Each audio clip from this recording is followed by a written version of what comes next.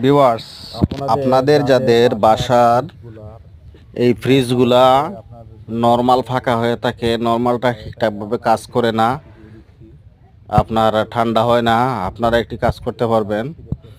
আপনার ফ্রিজের দরজাটি খুলে এই রাবারের ময়লাগুলি পরিষ্কার করে দিবেন।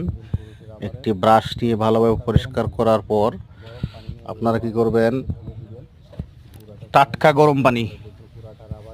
গরম পানি করে এই যে রাবারটির মধ্যে ভালোভাবে ঢেলে দিবেন।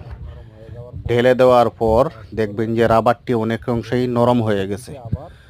নরম হয়ে যাওয়ার পর এই ফ্রিজের দরজাটি লাগানোর উপরে খুব শক্ত করে একটি রশি দিয়ে ভালোভাবে বেঁধে দিবেন। বেঁধে দেওয়ার পর কমপক্ষে 3 থেকে 4 ঘন্টা এভাবে রেখে দিবেন। এরপর বারটি খুলে দিবেন। দেওয়ার পর দেখবেন আপনার ঠিকঠাক কাজ করছে।